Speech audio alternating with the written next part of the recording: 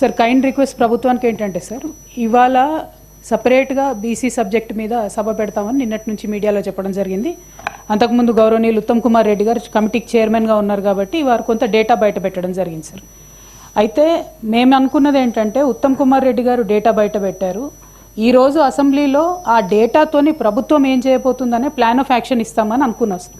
అయితే only statement మొన్న ఉత్తమ్ కుమార్ రెడ్డి గారు ప్రెస్ మీట్లో చదివిందే మళ్ళీ ఇవాళ స్టేట్మెంట్ చదివేసి అయిపోయింది అని మమ అనిపించేస్తే, దీంతో ఏం చేయబోతా ఉన్నారు ఈ డేటాతోని?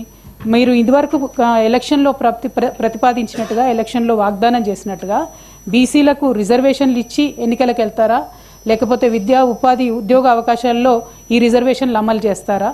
ఇందులో వచ్చినటువంటి జనాభాలో సపరేట్గా ఓసీ బీసీలో ఉండేటటువంటి ముస్లిమ్స్ని సపరేట్గా చేసి సంఖ్య తక్కువ చేసి చూపించడం జరుగుతుంది అధ్యక్ష. సో వీళ్ళు ప్లాన్ చేసేటప్పుడు ఏం చేస్తారని ఒక ప్లాన్ ఆఫ్ యాక్షన్ చెప్తారని చెప్పి అనుకున్నాం. రెండోది అధ్యక్ష, తమరు మాట్లాడుతూ అసలు ఇంతవరకు అథెంటిక్ డేటా లేనే లేదని అన్నారు. ఒకటి, జనాభా లెక్కల డేటా ఉందండి. జనాభా లెక్కల డేటా 2011లో చేసిన దాని ప్రకారం తెలంగాణ జనాభా 3,50,00,000.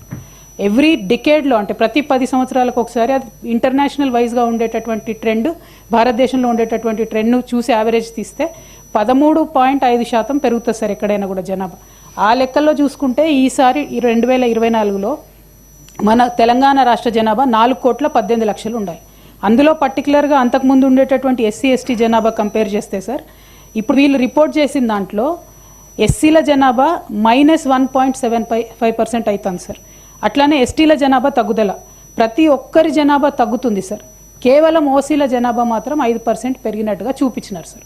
సో అన్నీ కూడా, అందరి కూడా జనాభా తగ్గి ఒకటే సెక్షన్ ఎట్లా పెరుగుతుంది అనేటటువంటి అనుమానం ప్రతి ఒక్కరికి ఉంది. ఇంకొకటి, ఈ ప్రభుత్వ హయాంలో సార్ ఏ పథకం చేసినా కూడా, ఈ జనాభా లెక్కలకు సంబంధించి ఈ ఎన్యూమరేషన్ చేసినా కూడా చాలా మంది ఇంతవరకు మా ఇంటికే రాలేదు, మా ఇంటికే చేరలేదని చెప్తున్నటువంటి విషయాన్ని తమ దృష్టికి తీసుకొస్తా ఉన్నాను సార్. అందులో వారు చెప్పినారు కొన్ని హౌస్ హోల్డ్స్ వారు డేటా ఇవ్వలేదు అని చెప్పి. మరి అట్లా ఇవ్వనటువంటి వారి కోసం ప్లాన్ ఆఫ్ యాక్షన్ ఏంటి? మీరు మళ్ళీ వాళ్ళని రిజిస్టర్ చేసుకోమని అడుగుతారా? రిజిస్టర్ చేసే అవకాశం ఇస్తారా? ఇవ్వనటువంటి వాళ్ళ మీద విండిక్టివ్గా కాకుండా ఎట్లా ఇంక్లూజివ్గా ఉండాలనేటటువంటి అంశం చెప్పాలని నేను కోరుతా ఉన్నాను సార్.